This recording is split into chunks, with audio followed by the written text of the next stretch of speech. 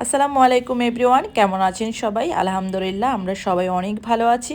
Hopefully আপনারা সবাই অনেক ভালো আছেন। চলে আসলাম খুবই মজাদার একটা রেসিপি। অবশ্যই ট্রাই করবেন এই রেসিপিটা একবার হলেও, তাহলে আপনাদের ফ্যান হয়ে যাবেন এই রেসিপি। চলেন শুরু করা যাক আজকের রেসিপি। আমি এখানে কি কি নিয়েছি সব কিছু এক ঝলকে দেখিয়ে নিচ্ছি। প্রথম রেসিপিটা হচ্ছে এখানে কাচকি মাছ। আমরা এই মাছটাকে কাচকি মাছ বলি, আপনারা কি বলেন ঠিক জানি না। তারপর দিয়ে দিব এখানে হাফ চামচের মতো মরিচের গুঁড়া, হাফ চামচের মতো হলুদ গুঁড়ো, লবণ, তেলটা দিয়ে দিব। তারপর আমি সাথে সাথে বেগুনটাও মেখে ফেলবো। দিয়ে দিব হালকা হলুদ, হালকা মরিচ, একটু লবণ, একটু তেল। তারপর আমি যেভাবে মাছটাকে দিয়েছি ঠিক বেগুনের ভিতরে সেটাই দিয়েছি। আমি সুন্দরভাবে এগুলোকে মেখে ফেলবো।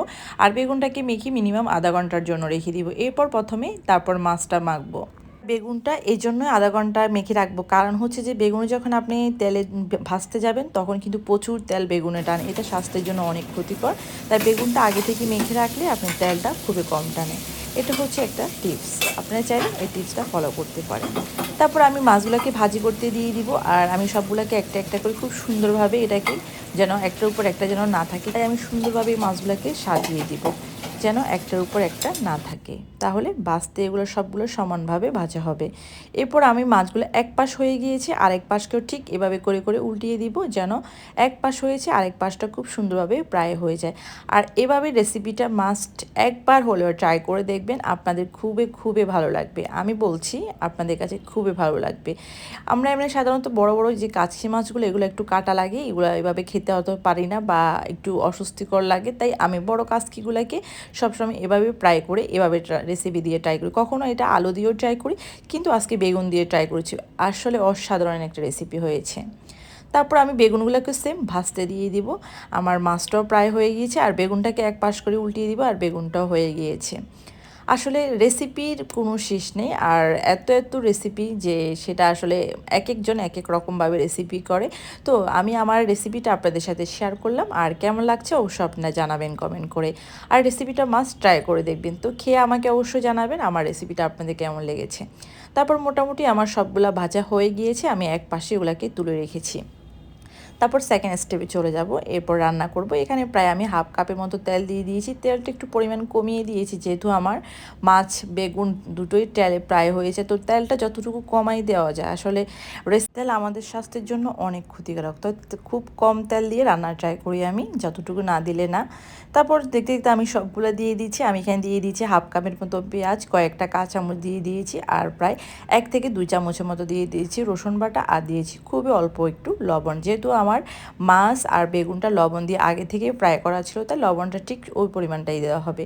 তারপর দিয়ে দিয়েছি এখানে একটা টমেটো। আপনারা চাইলে টমেটো 2টা 3টাও দিতে পারেন, এক একজনে আছে টমেটো খুবই পছন্দ করেন, বেশি দিতে পছন্দ করেন, সেটা আপনাদের ইচ্ছার উপর ছেড়ে দিলাম। তারপর দিয়ে দিয়েছি হাফ চামচের মতো মরিচ, হাফ চামচের মতো দিয়ে দিয়েছি হলুদ।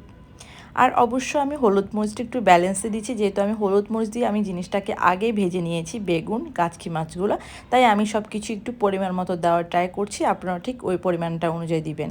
তারপর আমি এটাকে একটু ঢেকে দিব, আর ঢাকা দেওয়ার পর হয়ে গিয়েছে, প্রায় একটু কষানো হয়ে গিয়েছে। এরপর আমি এবার কষানো হয়ে যাওয়ার পর আমি আগে থেকে ভেজে রাখা মাছ আর বেগুনটা দিয়ে দিব। আর এটাকে খুব বেশি নাড়াচাড়া করা যাবে না, খুবই আলতো হাতে আস্তে আস্তে এটাকে করতে হবে, তাহলে না হলে মাছটা আর বেগুনটা ভেঙে যাওয়ার চান্স থাকে। তাই এটাকে খুবই আস্তে আস্তে এটাকে ভাজতে হবে।